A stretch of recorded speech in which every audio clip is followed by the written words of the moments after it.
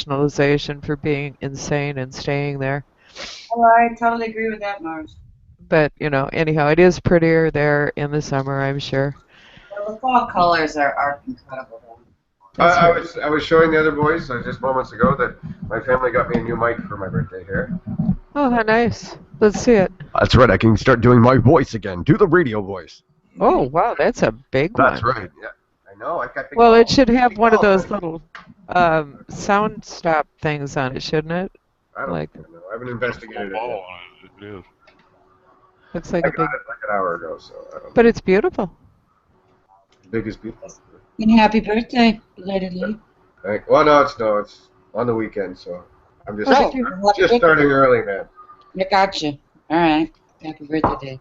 49, one more, and that's it. I'm over the big 50, so. Oh, It river. isn't fatal. Listen to this, Terry. so. Listen to this, Terry. He's feeling sorry for himself. Wow. Is Terry here? Yeah. He is. He's just not dressed or something, I think. I don't know. He forgot his pants. He's in depression over some recent. He's in depression over some recent Toronto Maple Leaf trades, and so he's just not even getting dressed anymore. Ah, gotcha. Not shaving, not showering, just not bothering with Oh, there he is. it. Terry. Hi, Terry. We got to get you a pin up for the back of that door there, T. Are you guys? Is the camera switching when other people are talking for you guys? Because mine's Yeah. not. Yeah, it is. Sure. Oh, okay, cool, perfect. No, I just making sure because I actually having to click on your bloody faces to see it because I'm sick of staring at myself. I'm going to make myself a background, I think. And sell it to the highest bidder, buddy. And I'm putting fucking green screens behind me and calling Jim Boykin. Oh yeah, we're on the air. Never mind. Hi, Jim.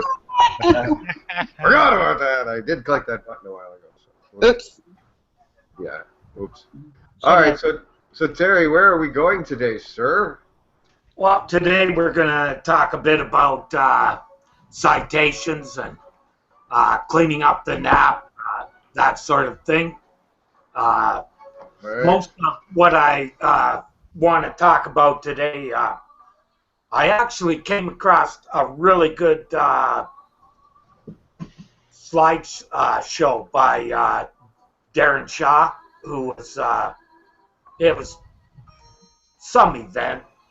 I ain't going to name it. Ladies and gentlemen, that would be Darren Shaw of Link Prospector.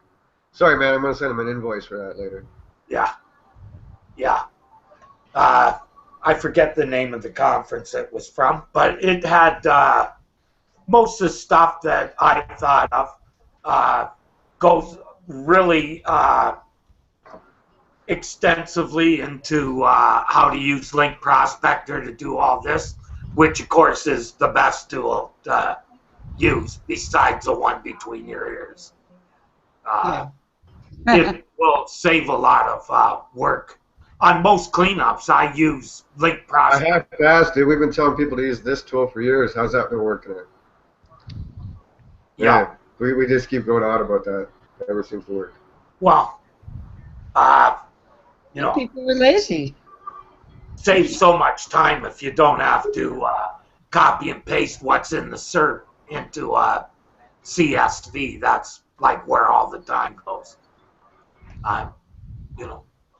So one thing, let's first talk about what a citation is.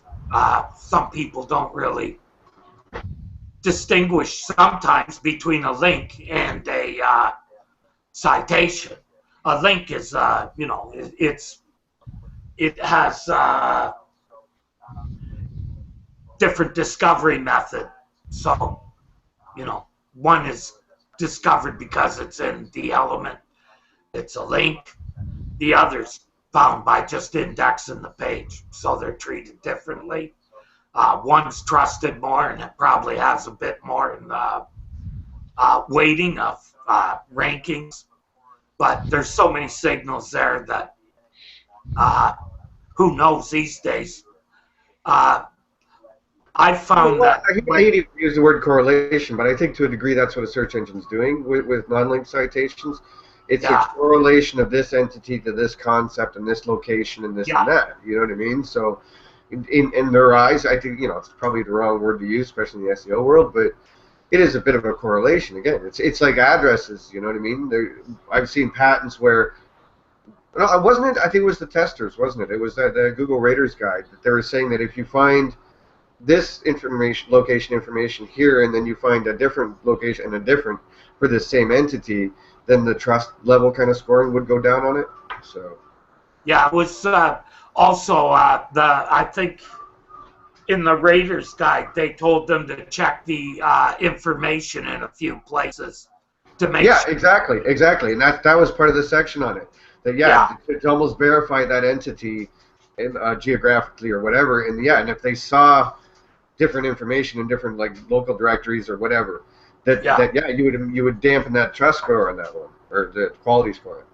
Yeah, and I think now that one of the reasons that it's become very hard to call something a ranking factor is there's so many signals that are going into the ranking factors now. In the old days, it was very simple to just, Dude,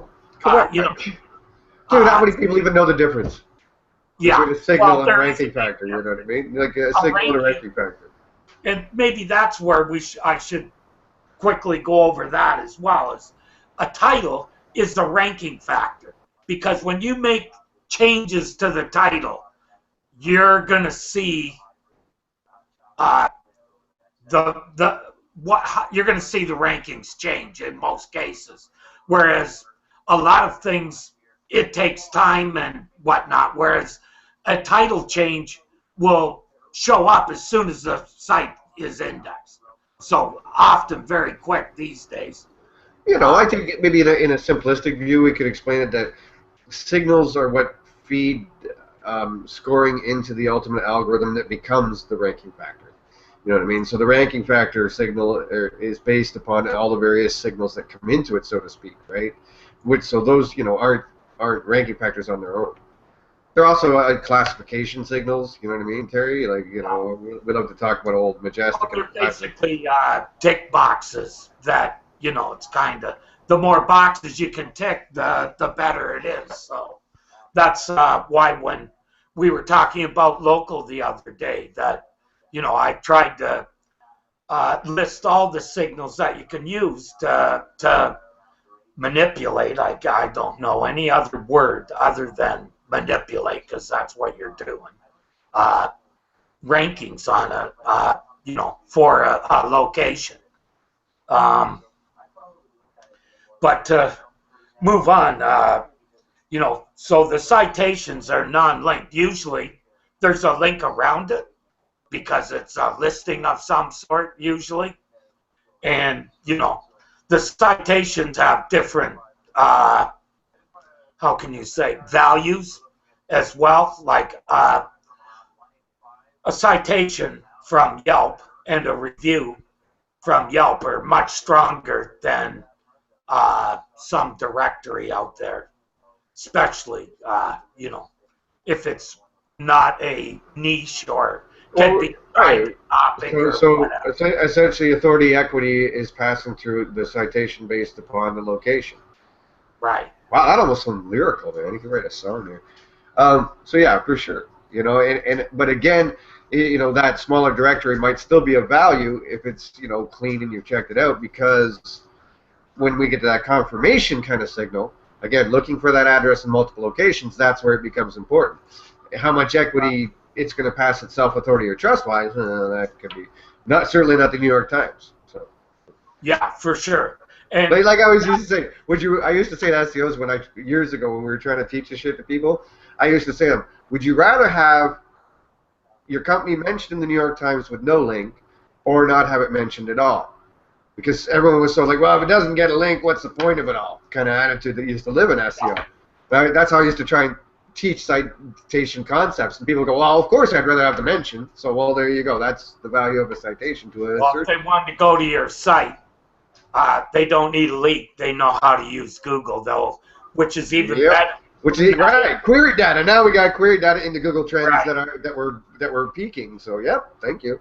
It's going to show an interest in that topic when they continue to search. Anyhow, to go on. So, I think when you look, there's a lot of lists out there, and as far as citations, the ones you really want to worry about, if you go to White Spark, there's a list there for the United States, Canada, UK, and Australia. And they're basically the top places to get listings from. I think they're also the ones that when you're trying to clean up your NAP, they're the ones that I'd be really, really concentrating on. The other ones are not so much because they don't have that much authority. The reason that those other places are important is because a lot of them are part of secondary data, like a business listing or a business listing or a oh geez, Doc's putting stuff in the chat there and blew my concentration. Let me think. Business listing or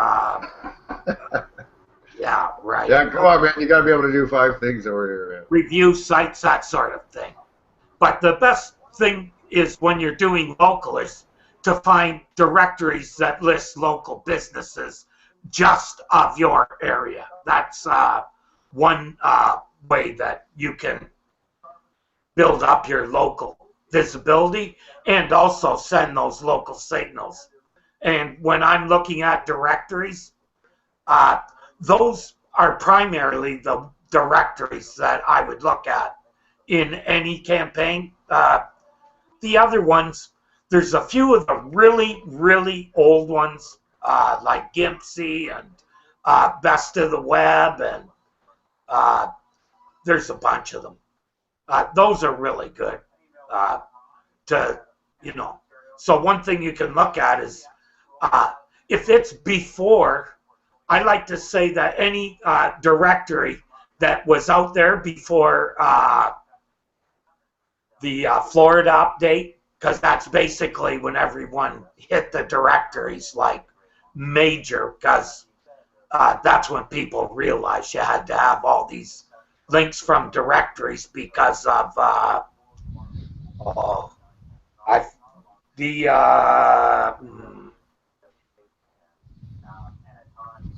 I'm trying to remember the name of the Hilltop algo.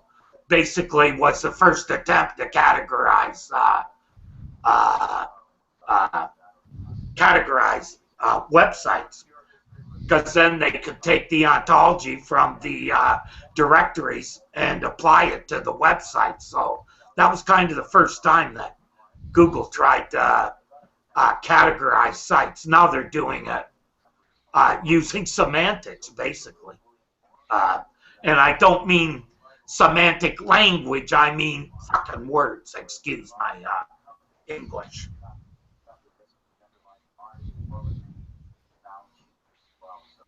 Any comments so far? Yeah, someone else going on. I'm busy sending out fucking things all over the social stream telling people to get the hell in here. Oh, okay. So, Doc, come on, man. Throw some 2 cents in there, man. I know you got shit here. You do audits and stuff, so I'm assuming you've got a finger on local. Well, actually, I've been trying to get into it more here recently because I just recently got a big client that is actually interested in local. Most of my clients haven't. They've been international or global, so I haven't really... I think international also, like, I say that to people, too. I'm like you, I guess. And I say, well, I deal with companies with an international presence. And they're like, that's not local. I'm like, yes, it is, because they have, outlets in every town and da-da-da, in all these 16 different countries. So it's still local. It's international local. I think that's almost a whole different ball of fucking shit, though, eh, Terry? That'd be an interesting one to get into. Is stuff like our buddy there with those hot tubs and how you deal with 16 countries and 300 dealers from a local level. Like, that's a real killer, wasn't it? Like, trying to figure out how to get each one, not outranking each other, and how to, like, literally, Doc, we had to sit there and figure out what the link ratios, what the link ratios were from the top down. Well, yeah, from the corporate office to each country site. So you got the main company, right? So now 16 different countries, you've got co-UKs and you've got, .cas. And so these are the main representation sites within each country. But from there, you had dealers, maybe what, 10 or 20 in each country, Terry, right? Something like that, 300 altogether. So now each of them are trying to rank in that, let's say, google.ca. So now you've got a dealer trying to rank in Calgary, another one trying to rank in Alberta, another one trying to rank in Toronto, et cetera, et cetera. So now when you start thinking interlinking of this network, Doc, we had to sit there and break down ratios. Like which of these sites is interlinking more to each other, which has the most links coming in. So you got to almost calculate the equity and how it's flowing from that top down. It was fucking nuts, dude. It was so it got right down to how many internal and external links were pointing from to each of these sites. Yeah. The biggest problem we had was the .com ranking in co-UK, wasn't it? Yeah. Yeah, well, there were a couple of instances. There was in Canada, the U.S. site was quite often outranking the Canadian sites because of the number of links were passing back and forth in the network on their website to the U.S. site. So basically, they were telling that the most important page for that was the U.S. site. So that was one of the first things we had to do, was even out the internal link juice. And then we had to also try and, we had to get more Canadian links for the Canadian site. Yeah, like we even went to that level, Doc. We were like breaking it down. Like, how many UK links are going to the UK site? How many US links are going to the com site? How many Canadian links are going to the CA? And try and figure out this whole mess of equity passing amongst 300 sites, dude. It was like... Now, see, there's where a situation where the granular capabilities on cognitive SEO make it great for sorting those out by country, by CTLD, by ISP, however you want it, I haven't had to get that. I haven't had to get that deep into the local. I have a client now where I am going to be, so I'm doing some research and going to be.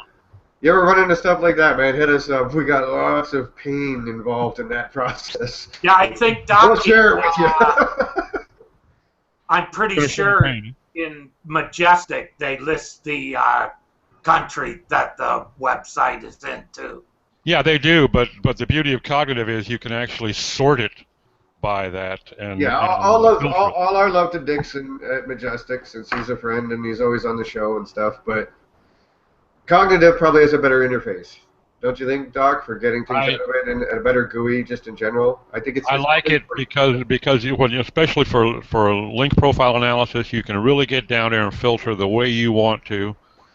And also the fact that it pulls in so many sources that I suspect it's going to give me the broadest collection of links.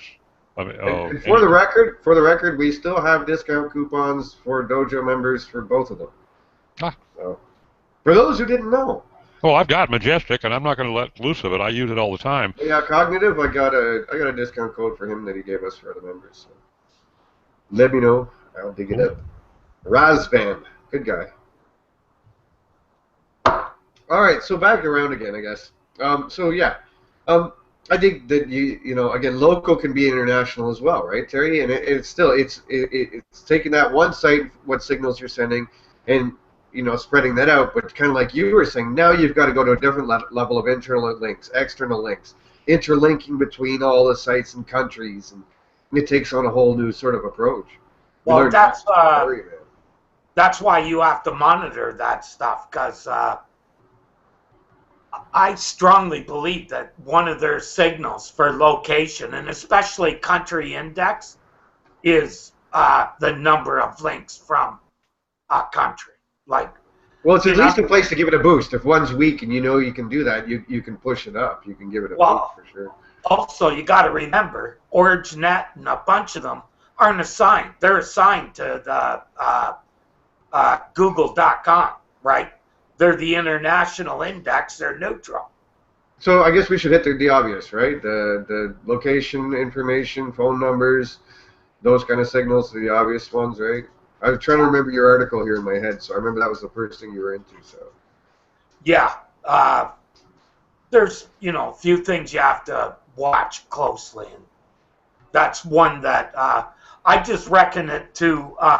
There's all these check boxes, like I said, and when it comes to uh, index, there's a bunch of things you have to check. Another thing you have to check is your settings in GWT, because you can actually target the country and the language for a website through Google Webmaster Tools. Right, and if you have a subdomain that's up for another language, you can literally add subdomains to Google Webmaster Tools separately, so that's another good reason to do it. Yeah, and a lot of big organizations, the way I would do it too, Dave, is if I had a company that was international, I would buy the TLD in all the countries I was working in and put a website up on each one. And, it's more management, but in my opinion, customers appreciate it. Well, you can even look you can even look at it back to your link discussion, because now you're diluting the links, because especially if you did a directory structure as opposed to a sub, and even these days we're not so sure subdomains are really that separate. Now you're going to have a link profile that's heavily diluted in location if you have them all on one site, as opposed to, like you're saying, splitting them up. You split them up, and you avoid that dilution, because any local links are going to be directly pointed at it. So. Right, but the way you can kind of bring it back home is it's natural for these sub-sites to point to the mothership too. Yeah, we've never seen a problem with, you know what I mean? No. Like Doc, I'm sure you've heard this question a few times yourself, in that people, clients will say, if I build 2 other sites, am I going to get in trouble with Google because they've sort of got a small grasp of the gloom and doom? I'm sitting there thinking, no, we had a company with 300 sites networked. Did they get penalized for it? No, because where it makes sense, where it's logical, you're fine. If you're dodging around Google and building networks, building the network's not the only dodgy thing you're doing. You're sending all kinds of fucking dodgy signals out there, I'm sure. So, that's how you're getting busted. You're not getting busted because you simply went out and fucking, had 300 sites. Busted for how you promoted smaller sites. Usually. Yeah. So it's, de facto networks, people, anyone listening to this podcast or elsewhere, they're not to be afraid of. It's kind of like blog guest posting or anything else, right? Terry, directories. It's how you do it, not what you're doing. It's not what you're doing. It's how you're doing it, man. It's just like there's nothing wrong with having a blog network. It's how you use it that gets you in trouble. That's it, for sure, man. I totally agree.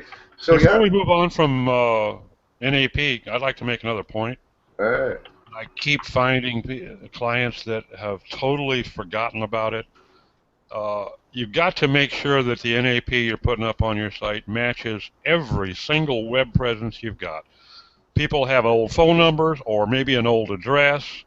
No, that's what we were saying off the top, dude. We're going to get to that, Doc. It was right in the fucking Raiders Guide that if they found inconsistent location information, phone numbers, addresses, or anything like that, that they were supposed to dampen that shit. Yep. So for sure. Yep. Yeah, I'm going to talk about that in more detail Good. down the road. As far as in Darren's presentation, he went into detail all the queries that you can use on Google to unearth all this stuff. I think, we can, I guess we might as well go there now and kind of hit it and see what we come up between all of us here. Basically, I think one of the first things you should do when you talk to a client, especially when local is important, is find out every name, every website, every phone number. Especially names and phone numbers. If they've changed for the business over time, you need to know that. Because they should be part of your, when you're doing your NAP review, that should be part of the queries that you're doing are queries that will unearth all these different combinations. Another thing I've done that I played with and thought of after is input mistakes. So, the numbers on the keyboard, right? You can figure out what numbers could get crossed up and try some of those. Same with misspellings of street names and stuff, if you want to really go at it. Now, the reason that I've done a lot of looking at this particular subject is I work for a business center. Now, where they have a problem is all these places, if their clients go out and all of them list their website and use their address from the business center, then that business center has a problem, doesn't it? Because there's multiple businesses all at the same address. So for Google, I think with the new stuff that they just announced about clamping down on business addresses, I guess you could say, making sure there's one business per.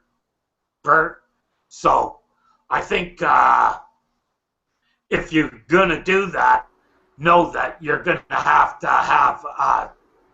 I just want to throw it out there. Most recent Matt Cutts citing on this kind of stuff, at least, i.e., last we heard from Google, was that if you've got multiple locations being represented by a single website, that Google prefers that you have a individual page for each one, as opposed to like a page that has all your locations on it.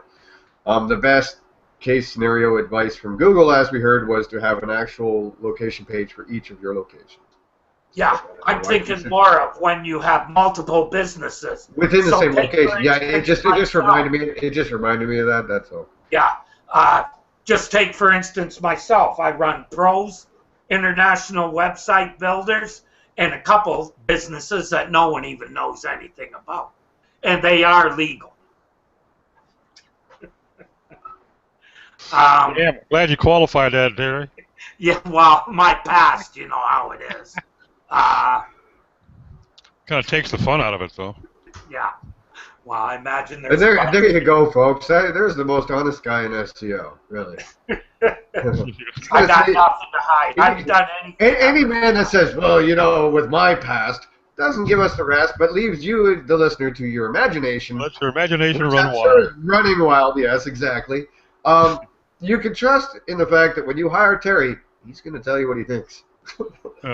Won't be no candy coating there, folks. Clue, he can play the piano and he knows a lot of working girls. That's Terry Van Horn on Twitter. You want the real deal, hire him today.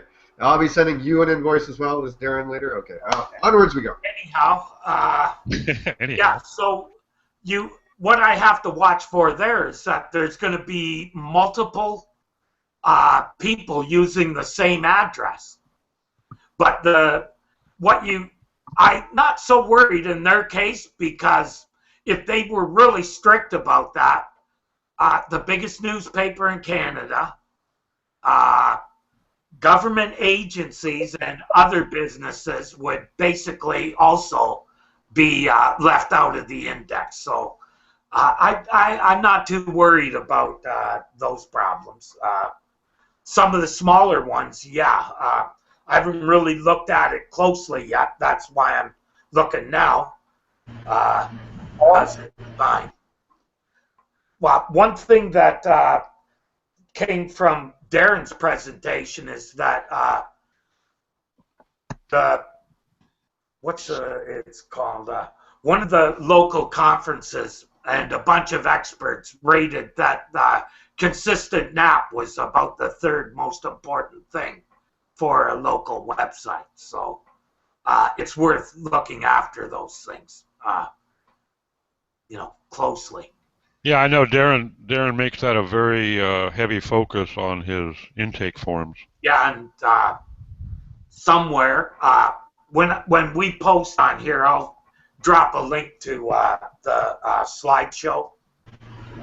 Yeah, great. I like to see that. It's got a lot of information in it. Like, I'm just glancing over it. I'm going to write a post for Probably I owe Garrett one on this, so because it used a lot of Link Prospector as well, so I'll probably do a video and that kind of stuff for Garrett.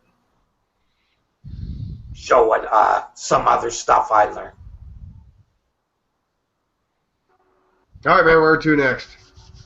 What's next? Yeah, so well, once you're cleaning them up, one of the first ways to, once you've got all your places where there's bad stuff, right?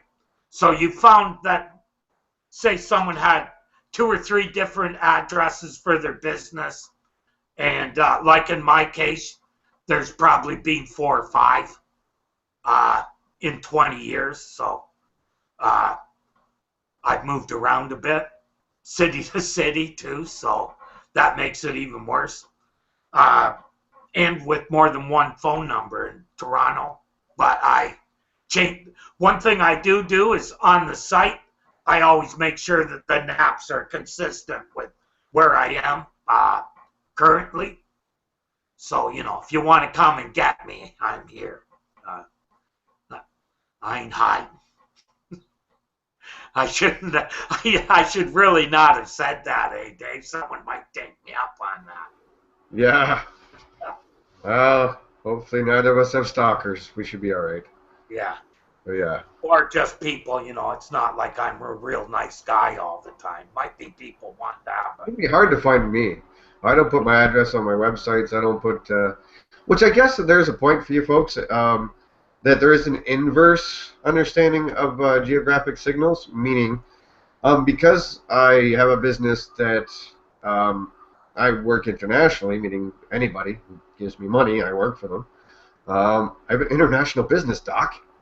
Sounds good, huh? So, based upon that, and the fact that over the years since I started, most of my work comes from the States, my site is hosted on a .com. My site is hosted in the States on an IP address in the States. My website has no information about my location on it, and neither do any of my social profiles or anything else.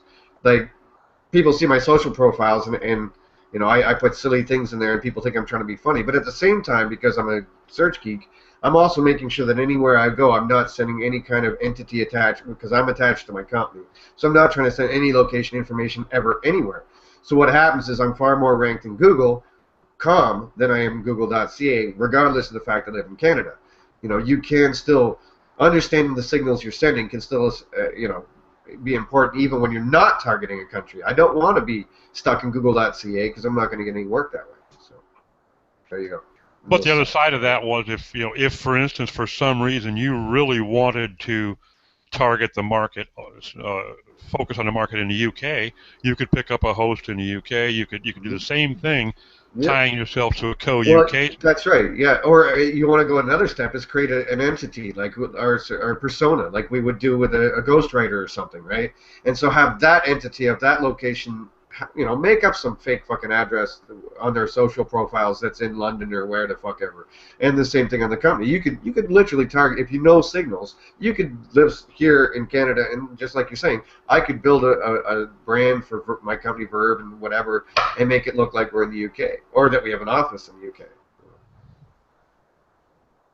So, anyway, that's kind of spammy, so leave that there. Go on, Terry. Sorry, man. We do wander on Fridays. yeah. So you got to kind of think about this as like canonicalization. So it's kind of like canonicalization of your citations, right? When you clean them up so that they're all the same. Think of it in that light. That one of the things that Dave and I found is, and this was told to us by Googlers, when you send multiple signals from a page, for instance, if there's a page that you're talking about this topic, and then you have all these what you think are associated topics, but they're not actually that tightly related to the topic of that page, that will cause Google to kind of pandize your page because they can't figure out what it's about.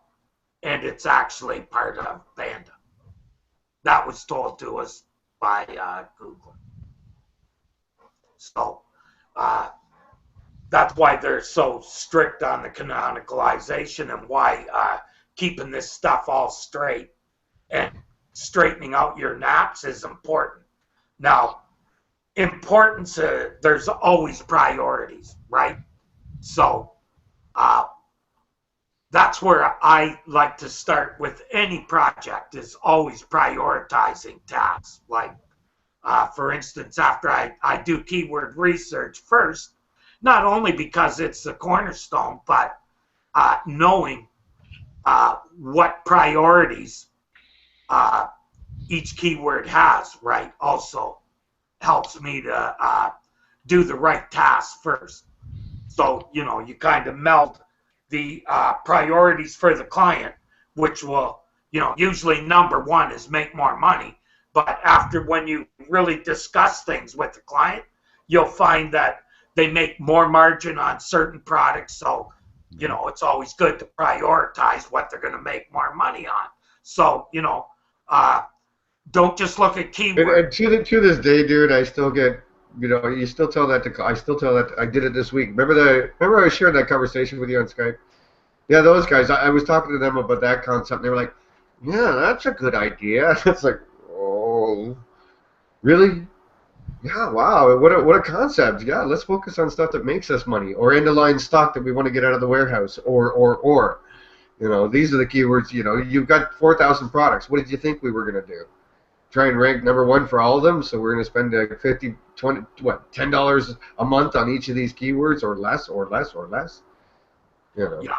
And one of the other things that was high priority as far as a negative factor for ranking was, say, for instance, you have Yelp and you've got 3 or 4, your business on there 3 or 4 different places because you forgot or somebody didn't think you were there and they started it. You have to deal with all that stuff because that's one of the more one of the things that will really help you. That came from a bunch of experts from once again from Darren's slideshow. That was very important to them. Kind of like doing negative SEO, and I shouldn't have said that. There are a couple tools out there, Terry, and I don't recall what they are, but there's a couple tools you can use to help you find, kind of like a vanity search, to help you find profiles. And you could do it with just operators in Google search, I would imagine, too. So you can, because a lot of people, if they've been online for a few years, especially if they've had several players in their business trying to beef things up, they may have profiles out there that they've totally forgotten about. So digging those up can sometimes be a chore. Anybody remember what tools do that? There's a list of them in Darren's slideshow, Doc. Yeah, super. Just hang on, I'm going to do this now. I should have fucking done it sooner. Sorry. Tools for what there, Doc? I was fucking, we old people can't type on Skype and fucking listen at the same time. So for what, dude? For let's say that you've got a lot of company profiles out there and you don't recall all of them. You want to make sure you're checking your NAPs, for instance, or your locations. So you want to do this search with this tool that will help you find. You can put into different filters. It'll help you find every mention of you that exists. So if you've got some profile that you started once to leave a forum comment 12 years ago, it'll dig it up. All right, so sort of like entity profiles, I guess, and shit like that? Yeah, basically. You can do the same thing with Google operators, but this tool... Yeah, okay, yeah, like I said, a tool is one thing because, again, I think you just hit the important thing, though. I really do still, just like Terry, use Google for shit because what some tool tells me isn't what I want to know. I want to know what Google knows. So if I'm finding something about my company in the first 10 pages of Google, that's what matters to me because anything beyond that's garbage anyways. So Majestic's going to bring back links that Google doesn't even care about anymore or whatever. So sure, it's a comprehensive fucking list, but I want to know what Google knows. I could use tools for stuff like that, but I still think, at the end of the day, Doc, I'm still going back to Google to find those profiles. Of course, sure, to a degree. And a combination of Google itself or Google Analytics or maybe Majestic or something like that. But yeah, if something's not surfaced fairly high in the data set of anything I'm looking at, I'm not that anal. I'm not going to worry about some, forum post or one or two or some, from way back, 10 years ago or 8 years ago. That's not, because that's not even, feasible to be digging through all that anyway. So. That's Well, what those this is tools handy, so do. you don't have Is to go there, through 30 pages of the SERPs. That a tool can give you a list of Yeah, findings. yeah. Saves you time. I don't know anything like that offhand. Like I said, I'd be looking at Google Analytics. I'd be looking at, because you could take a spreadsheet, export to Google Analytics, and refer, for example, right? Stuff like that. Because again, if it shows up as refer in my Google Analytics, that means at some point somebody has clicked that link or done something actively that Google has now noticed. If there's a dead link out there in a dead forum somewhere that no one's clicking and Google stopped crawling, I really don't care that much. So. not only that, if it's not in the index, it doesn't exist to Google, so it doesn't matter. Well, it might be in the index, but again, it's probably on page 20 or 30 or 40, and that's not really the kind of equity that's going to affect me in a negative way that I'm worried about. So again, that's just, to me personally, a bit anal, and I don't know if I'd go that deep into it, No, as far as discovery of those links, Dave, that's my point. There's no use in discovering links that aren't in the Google index or a search engine index if you really care about Bing. Personally, I don't devote a lot of time to ranking in Bing. That's kind of like bending over to pick up a penny and picking up a dime's worth of germs while you're at it. Not my thing. So this stuff's all pretty important. You be sure and clean up all those pages on Yelp and all over the place, because those are what are going to really hurt you. That's what we're discussing today. So that would be high on my, and be sure when you're there, don't delete the page or whatever, just update everything. Because one thing you'll find is, for instance, there's all these different, I found I submitted to a place in Canada, and next thing I knew, it was also listed in the United States. Might not have wanted that, right? If you're really local, you don't want to hurt that signal. And Google probably only counts one from that particular place anyhow. I doubt it counts both. Wouldn't seem right to do it because it's, one same site, just a different index. So if it's bad to have things that aren't consistent, what is, having it, be consistent? Well, I think it's probably one of the top things you have to look out for. It's like fundamental to ranking for local. If they have mixed signals, they aren't going to make it local, and that's their ultimate goal for Google on a local listing is to give local sites. That's why when people try and get ranked on cities that they're not in, kind of a waste of time, because in the end, it's a negative factor for you, in my opinion, because you won't get the the balance of activity around that will actually make it work for you. So Yeah, that's a good point right there. When you talk about balance of activity, I think if you've put up a St. Louis, Missouri page or location that you don't really have, I'm sure that Google is going to pick up on the fact that that is not getting the level of activity that your Baltimore page is getting, and that's probably going to affect the trust of that page, and possibly algorithmically could affect the trust of your entity. Yeah. So one thing that yeah, I'm going to agree with Doc on that. I think, Doc, that trust and those kind of things are broad based. That any kind of dodgy signal that comes in can dampen that trust, and I don't think it's really considered in a local or non-local way. You know what I mean? I think that, yeah, you could certainly hurt yourself. Again, like even in the Raiders guide again, Terry, right? It was a trust element in scoring that they were dampening. So Yeah. And one thing that is really great about Darren's presentation is he actually gives a prioritized list of places that you should fix. And the number one source is government sources. So, for instance, if you moved around and you registered your business, like I did 20 years ago, and you've moved 5 times since then, and it's still the same address on that, a lot of government records these days are on the web. They're wide open. So I got to think that those are some trusted sites that Google's gonna, use. Of course, phone company is number 2. Here's a funny one: utilities. So again, some of their stuff can get out in the public too, eh? So there you go. So those are basically very trusted entities. Then you get a company that I'm very familiar with because they've been around for a long time. I think they're out of Chicago, Info Group. They've been in the search engine business.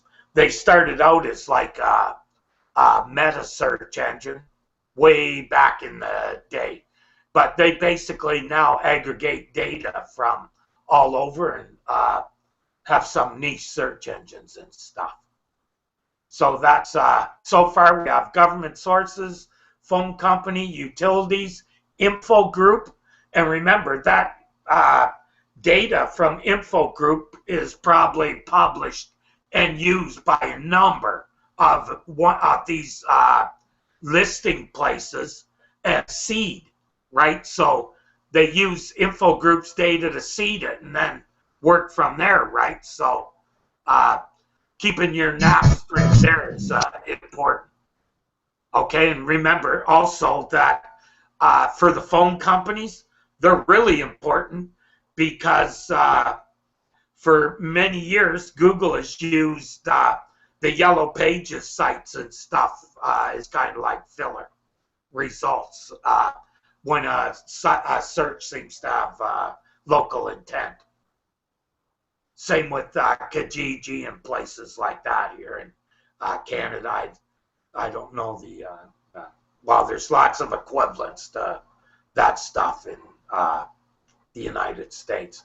So after Info Group, you have New Star Localese, which is another one of these local aggregators. Axiom, I have not heard of that one, but they're a pretty big deal too. As I read later, right? So other primary data providers. Anybody who does the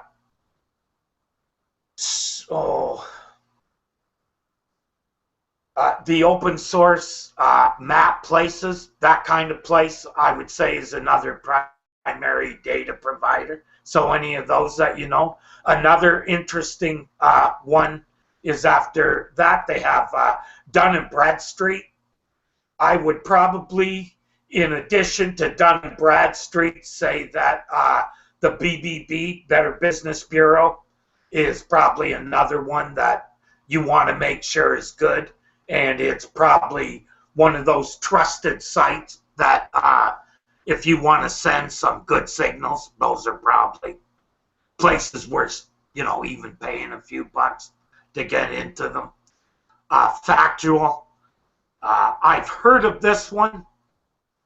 Anybody else familiar with anything I'm talking about? Just, rhyme in on what you know about.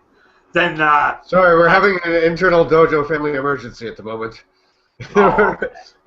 we're putting we have a bit of an emergency on our hands, and we were sort of in the Skype room, and we're really sorry. But I'm sure everyone out there is Oh, enjoying so it. I'm talking to myself again. Okay. Momentarily, no, we're live on the air. The stuff gets recorded, goes on YouTube, goes in a podcast. Come on, man, you're never talking to yourself. Listening. Definitely Multitask. listening. Well, that We're wouldn't just bother assholes. me, Dave. I'm just saying. I'm just stating. No, we're back. I'm back now. Not I'm that back it now. would Sorry, bother man. me or anything. Sorry, it was very important, so I'm sorry. I'm back now. You'll understand why when you read the chat in the Skype room later. You'll understand. Sorry. Okay. Bill Bean had some interesting things to say about NAP for Doc there Yeah. in the Skype room too. So it wasn't all just Anyhow, then they list, and here's something that's funny. He lists Google and Bing, which I guess would be the places or whatever they're calling them these days, listings, but he actually lists Yahoo and the rest of the web before them. So, like I said, I wouldn't worry about the rest of the web as much as I would about Google and Bing. When I was looking at Google's information on the signals that they use for local, if there's any kind of, on a neutral, where there's no address information and stuff, they do use Google Plus. Or what do they call it? My business page now? Is that it, Doc? Okay, Doc's not paying attention.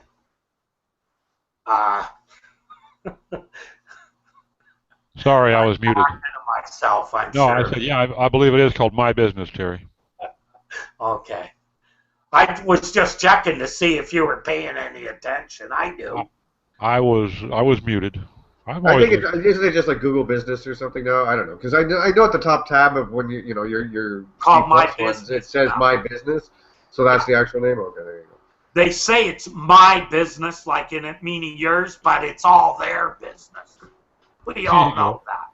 They make everything their business. There you go. Google. Sorry, Bill's saying in the chat room, he's saying it's Google My Business, Okay, there you go. which just sounds a little off, and I know the people here in this room could have fun with that. Yeah. So those are the main places you want to look at. And, in the reverse, not only are those places, the places to clean up, but they're also the places that, as you're ticking your boxes for local, right? Those are the same boxes you want to tick for that. Like you want to make sure that you have all those listings because they're going to reinforce all that data, right? So we got 6 minutes, Dave. I'm out. All right, Bill, what do you got? So she's a good question, Bill. I know you do some larger corporate stuff too. Do you do? I think you do a bunch of local shit, don't you? Do a fair amount of local. Yeah. Oh, so you've been sitting there listening. What do you got that? Like, what are some of the tips you can give, or what are some of the things that? I'll start you off easy. What when you walk in the door, the local client looking for a presence, what are the things that you're checking, and what are the first things you're kind of looking at doing? Well, I think a lot of what Terry already said, the NAP and finding NAP issues. A lot of times, what you run into, this is why an intake form of some kind is usually helpful, because your biggest issues turn out to be the things they didn't know that they should tell you. The corporate memory is not always very good. And so, like, I recently started working with a new client that years ago someone had used a kind of a cute spelling variation for their brand name, and I came across it because it was showing up in as a additional Google local page that had been verified, right? And so usually, you've got to press hard. You want to get as much information as you can up in the front. You're right, if we're talking to consultants. The other thing I like to do is try to create a master profile, as it were, for the business, right? So you've got a couple of variations on business descriptions. those don't. They need to be consistent in messaging. Your wording doesn't need to be the same. In fact, on some sites, it's going to make sense to adjust your language to fit the context of the site, right? But I just got through telling a client that the thing that I now know is like their top priority from a marketing standpoint isn't really mentioned in their various business descriptions. So that's an issue, right? So get a controlling document put together that's got the business categories that are most important. There's almost too much to go into. There's so many great resources. Local is such a complicated niche because all the things that mess you up with SEO plus more, and a greater degree of inconsistency in how things are metered out from Google are, niches that are treated differently one to another. So consistency, the stuff that's on the website, right, the NAP stuff. Wow, everybody's muted. Y'all got your own little thing going. I'm with you, Terry. It's me and you, brother. Yeah, that's Not me. okay. Local I'm schema. multitasking, man. Again, Local you know what I mean? schema is good. You know, I'm not. I don't do a lot of local. Yeah, I said to my wife before. I was like, she said, "Well, you having a drink already?" I was like, "Yeah, it's birthday weekend, and I don't know shit about." Well, I know more than the average monkey about local, but I don't have clients. I'm more international corporate stuff, so I'm just happy to be sitting here learning from you, wise, astute gentlemen. The other stuff too with local, because nobody in local has long hair anymore. So Terry, I don't know if those are if you've got a weave. What's going on? I used to have long hair, and then I started doing local SEO stuff. Whatever You just pulled it all out slowly, day by day. well, Huh? whatever you knew yesterday is probably not entirely accurate today. Okay, well, what do you know, or Terry, or Doc, or anyone? I know some cursory stuff. Right? I was working with Andrew Shotland on some stuff, and so we get talking about things, but I don't really have a deep understanding. What do you guys know about the whole pigeon thing? Like, what was the big change around pigeon? What happened there? And for people at home listening or wherever, what really went on with that? And I guess it started. First iteration was last summer, guys. I don't know. I think it was one, and then there was a couple more. All right. So, anyone know what this whole pigeon thing's about? I think the way it boiled down that I've heard, because I'm not an expert on it, and there are some good ones of Mary Bowling and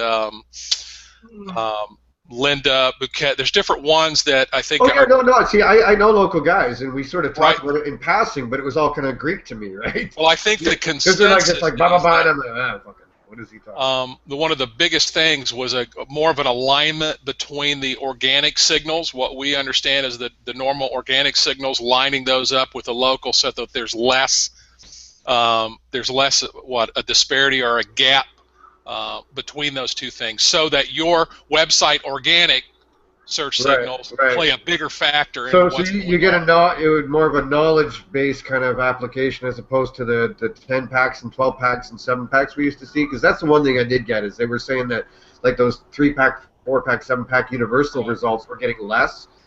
Is that that happened, but it depends on the industry that you're in, right? Realtors got hammered.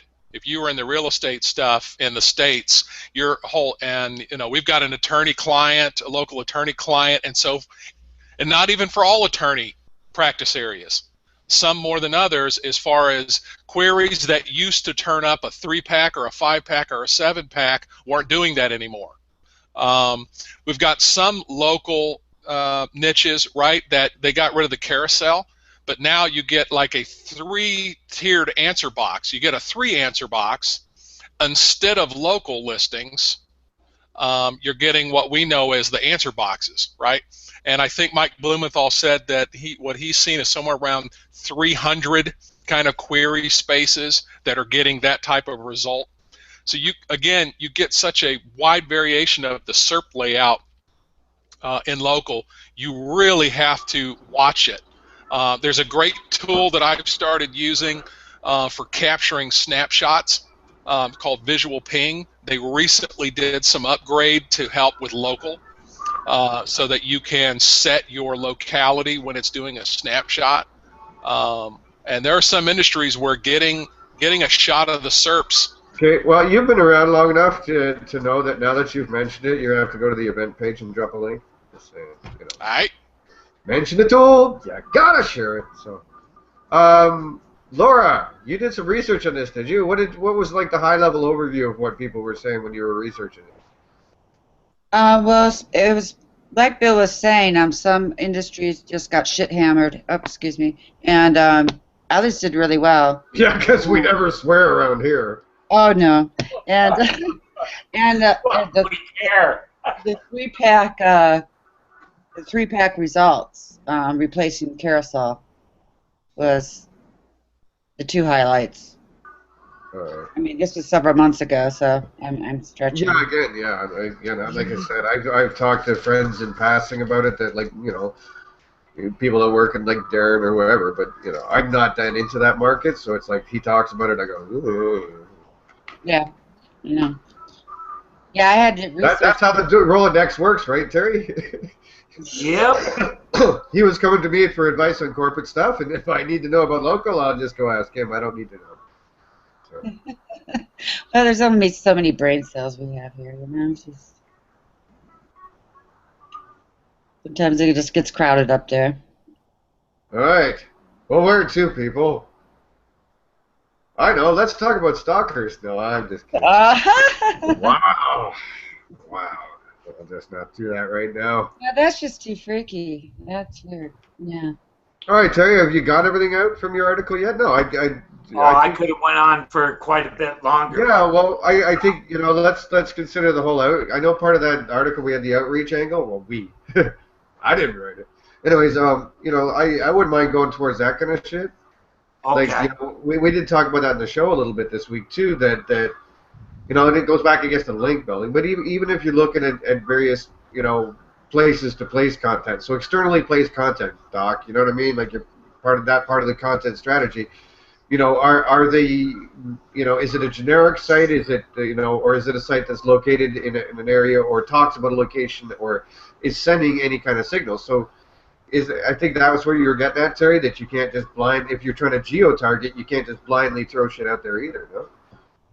No, if you're really concentrating on ranking locally, I would say I would dedicate most of my link building to trying to get as many local blogs and that kind of stuff as I can.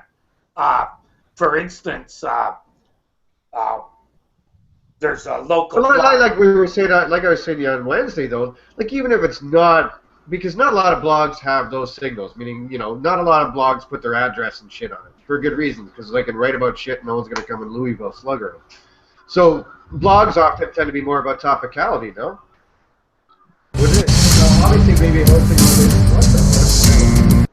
Hello. Oh, all right. So yeah, you know, I think to a degree, blogs you got to start thinking topicality, don't you? Yeah, topicality, or in the case of like the one that the example I gave in my post, Dave, was Blog PO, right? Which is a blog that just takes posts that are about parts of Toronto. It's all based on Toronto. Right, so the semantic relevance starts to play more important with the place you're putting it than the actual location information, because again, a blog's not going to have that, so in most cases. Yeah, well, plus how I found out originally was it started showing up as a top entry page for the website. Another trick with analytics is always watch your break down your analytics so you can get your landing pages across many sources. So don't go just search engines, go abroad, all traffic, and then use as your second dimension, use landing page, and that gives you some really good insights as to how they're finding the website.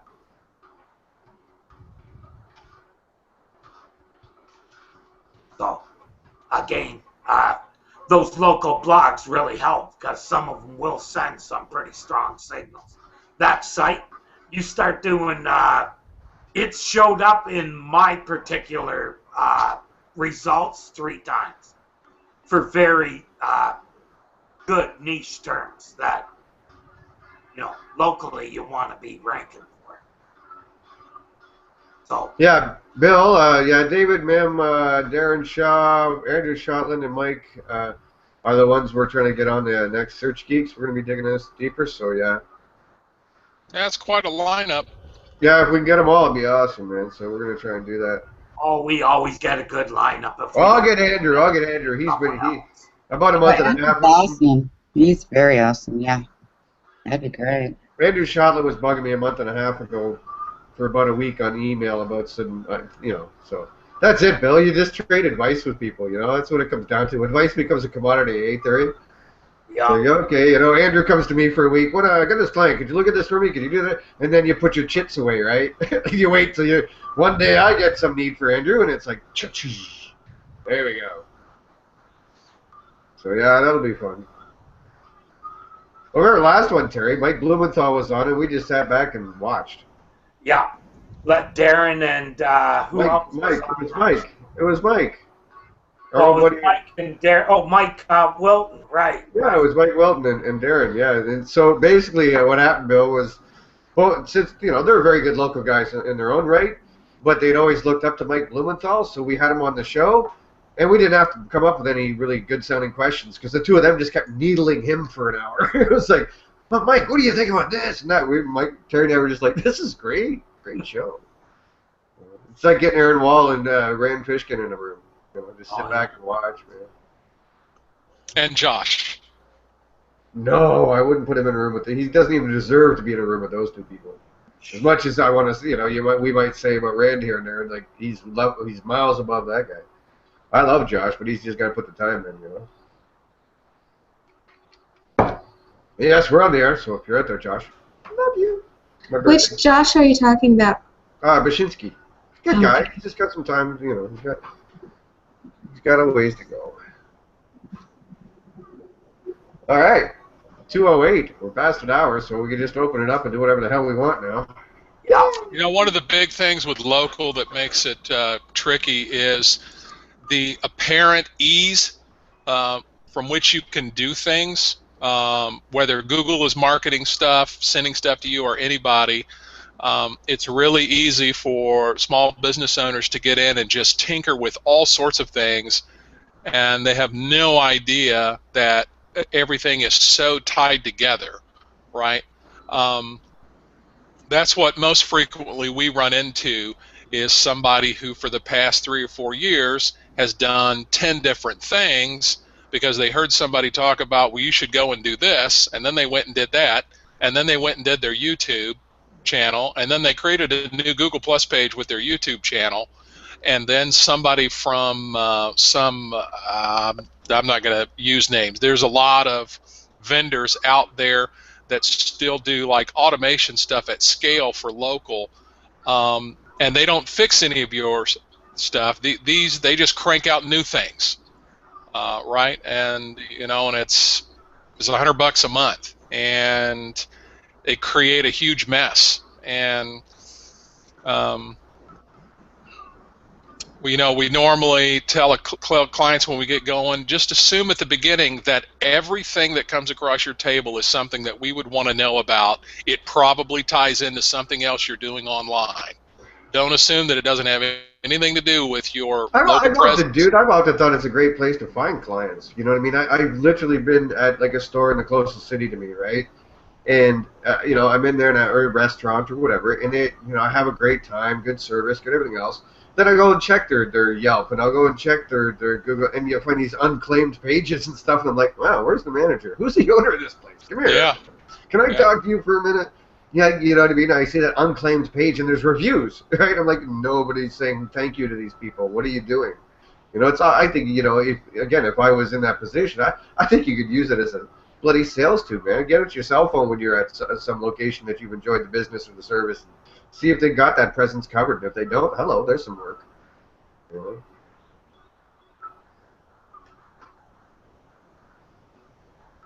First, you have to leave the house for that, right, Terry? Yeah. We don't do a whole lot of that. And have a cell phone. Double problem there. Oh, well. So anyways, Jesse, what do you do, man? What's your story, sir? I mostly do local SEO. So you're an SEO? My Yeah. condolences. Sorry to hear it. How long you been at it? About 4 or 5 years. Nice. Got some chops Yeah. in. Oh, so you came in right around Panda and when everything went nuts. So Terry, he came in right around caffeine. There I'm you guessing. go. Yeah. Yeah. Fourth Wow. generation. But isn't that good, Terry? You wouldn't have to retrain someone like him, would you? Because at least they understand the modern world since all this stuff happened and the new processing power and the pandas and the penguins and all the, manual actions. He doesn't have all that link building mentality from 6, 7, 8 years ago. I think you might have come in at a good time, actually, to be honest. I hate link building. I really Thank God. hate doing it. Yeah, we specialize in the concept of link attraction, meaning doing something valuable that actually attracts links. Yeah. Most good SEOs were just too lazy to build links. Wow, the architecture sucks. Way to do it. Yeah, we talk to our friends, they say, hey, Terry, Dave, look at this site. We say, wow, the architecture sucks. Your internal linking structure is fucked up. Your title and metas are all screwed. So what? Throw some links at it. That was our life before Google stepped it up, so I'm happy. You working for yourself or agency, or what are you doing? Mostly for myself. I have a few agencies that Nice. give me work. Oh, good. Welcome to the world. Thanks. Welcome to the family, man.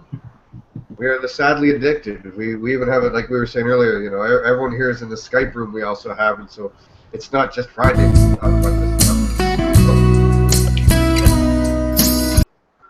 Who keeps doing that? Oh, I was gonna ask one of the girls to dance there, man. Oh, yeah. Wow. So yeah, we're the sadly addicted. We've been doing this.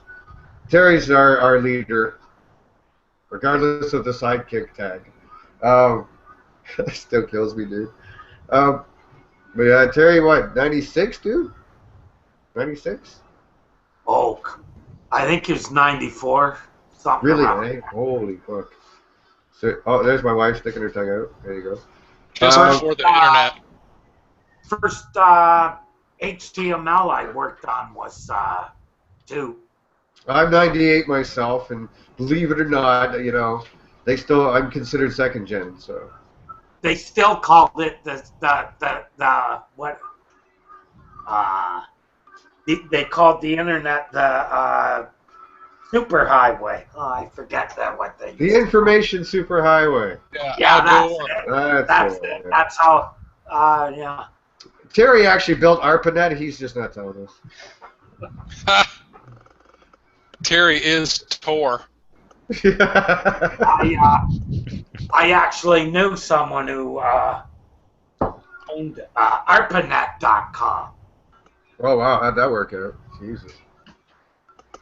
Okay. It's He the wasn't trying it's to the train. military. I'm not sure I'd want to go there. I'm gonna domain squat up the military. He's putting the music on. I don't know, but I just muted him again. That's our big heart friend. Oh, is that what it is? Oh, What are you doing? Jesus Christ. He wants us to party, obviously. I guess so. I don't want to follow his lead. We need that ball with the lights, the disco ball. By the sounds of the music. So yeah, did everyone know that Barry Schwartz was reporting this week that Google once again said that they won't be updating the toolbar page rank? Thank you for that, Barry. It's You appreciated. broke up, David. Once again, what? Oh, am I? See, it's my internet. Not the microphone. I was saying that Barry Schwartz was reporting that the toolbar page rank will not be updated. Barry. Like, oh my Lord, I'm gonna mute this guy. Take it easy, big fella. Anyways, yeah, I swear to. Okay. Yeah, it's getting silly. Who's the Yep. admin here? Who? Time to Me. put- Bye bye. There we go. All right. So, anyways, yeah, I felt like emailing Barry's wife and going, do you know he's wasting time? He could be spending with you and the kids. Ooh. And I'm not kidding, Barry. If you're watching or you hear this or someone tells you to come watch this, I'm not kidding. Stop it. No more of these silly articles. You have better things to do. All right, there we go. Gotta pay the bills. We ran into John Mueller over at Bill and Ammon's Excellent Adventure. And I couldn't pass up the opportunity when John Mueller was there to ask him how it feels now that he has to live the life of Matt Cutts, where everything you say will be turned around 50 different ways and spit back at you. Or to live the life of Eric Schmidt and be interpreted exactly the way you said it. That could be actually worse, wouldn't it? Yeah, wow. I just hope John got a pay raise. I don't think he really knew what he was letting himself in for when Matt disappeared, you know? Yeah. He was always kind of a secondary voice, and then Matt disappeared, and, well, everyone had to go focus somewhere, so. And now they're shutting down their help group. That's kind of a bummer. All this transparency talk, to be honest, my instinct tells me that they're going to be less transparent. Well, look, Terry, we used to have those weather reports and stuff, remember? And they started shutting those down. And, regardless of what they're saying publicly, I've seen nothing but less transparency and more closed door, more talk to our lawyers before you're up with your mouth kind of fucking hammers. So, I don't know.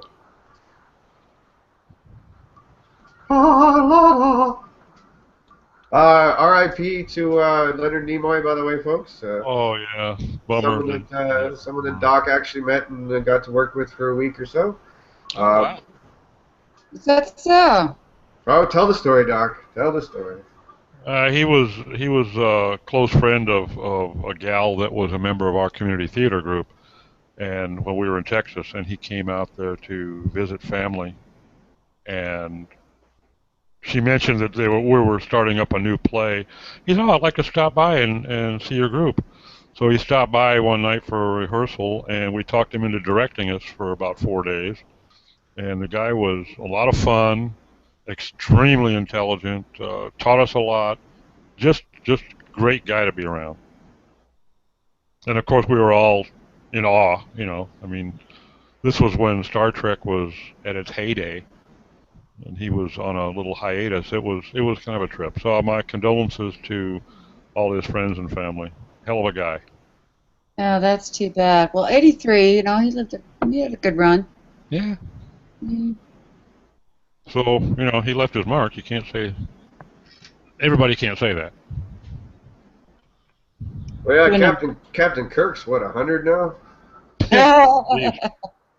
Well, no, he's in his 90s, I believe. Well, but it's up to 60% less if you bid.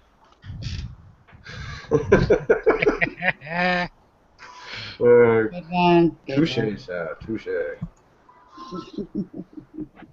I'm just saying. Yes, I don't know how old Shatner is, and I don't know how old Nimoy was, but good grief, those people are icons to me. Uhura, all of those folks there. Well, Shatner's done some. Well, which is kind of interesting. Things that become icons in a short period of time as opposed to a long period of time, like The Simpsons or something. That show was on the air for, 3 years, maybe? What, Simpsons? No, Star Trek. Oh, I thought. Only about 3. No, Star Trek. I think it was, like, the original, it was like 3 years, 3 seasons, maybe? Yeah, it wasn't very long. Back in the 60s. Yeah. And it had this huge, iconic following. And Roddenberry had to produce it himself because nobody liked the idea of space cowboys. It was an interesting story. And I mean, the legacy just went on and on and on. Star Trek. Shatner did the hysterical scene on Saturday Night Live where he's telling all the Trekkies to get a life. It's hilarious. Yeah, there's quite a geek following. Yeah, they got some conventions now that would rival PubCon in attendance. All right, well, I'm going to shut this down, folks. Please do. And, so we can get on with real business here. Yeah, That's like what we do. Anyways, our language. Anybody still watching, there is a link to join us on the event page. Feel free to come into the green room afterwards. Because, Kristen, that's where all the real fun is, isn't it, Kristen? So my feeling is this. Kristen is always late to every show she goes to, if it's Evan's or ours or anyone's, because she really knows that the show's crap. I just want to be there for the the after hours green room, and that's why she never shows up on time. That's my theory of being critical. Totally. If you're gonna prioritize time, that's the way to do it. All right, so everyone say goodbye. Goodbye. Bye. Bye. Goodbye. Good night, Yeah. Gracie.